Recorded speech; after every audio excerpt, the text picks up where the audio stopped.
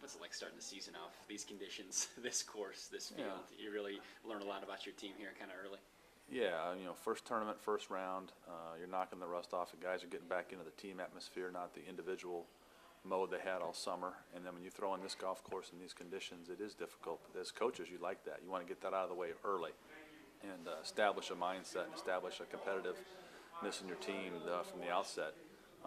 Days will come this fall when we can get some sublime days where we can shoot some low scores and create a low comfort zone, if you will. But for the most part, it was a good start. Jonathan was a big plus. You hadn't played competitively for us for over a year, and you could see it. He wanted to play well, and that shows the team a lot. And that shows that if you come out with the right mindset and you're ready to play, it can be done. And we're not going to get days. Our two most experienced players probably. Dietrich and Danielson, 7 over for the best one of those two is not going to happen a lot. I think they're going to play better than that, and to still be in this tournament and still have a good solid round is a positive. I feel like this team's still kind of searching on its identity here. I mean, obviously you're just getting started, and losing Thomas Peters. Obviously, any team who loses some of that caliber has got a big shoe to fill.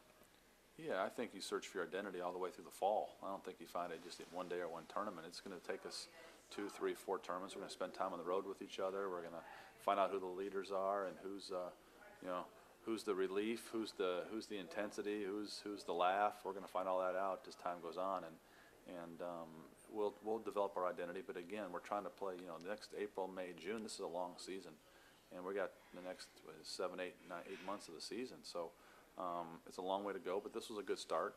We identified some things. Guys got out and, like I said, knocked the rust off competitively as a team, and it's going to be fun to see what happens here on out.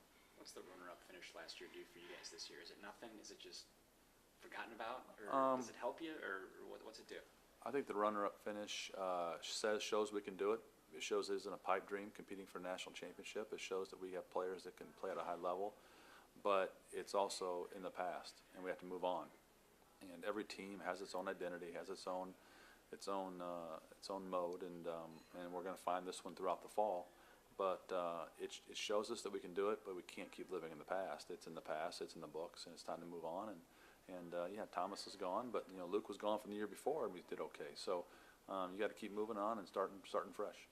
What about Dietrich, real quick, just on him? It's hard not to look at him and think of Thomas Peters, both from Belgium, both named Thomas, both with some pretty good game. What are your expectations for him this season, and how important of a role is he going to play? Well, Thomas Dietrich's a different player than Thomas Peters, even though they're both from Belgium and they're good friends. Dietrich, if you follow golf, he reminds you a lot of Fred Couples. He's just smooth and not rushed, and he's got goes to his own beat a little bit, but he's a fighter. Today he was 3 over after 4 holes and fought back to shoot 2 over on this golf course. So he played 1 under the last 14 holes or 15 holes, which is very strong. And he's got some game in him, and he's only a sophomore, so he's got some time left and to keep getting better. But today's round shows a lot what he can do.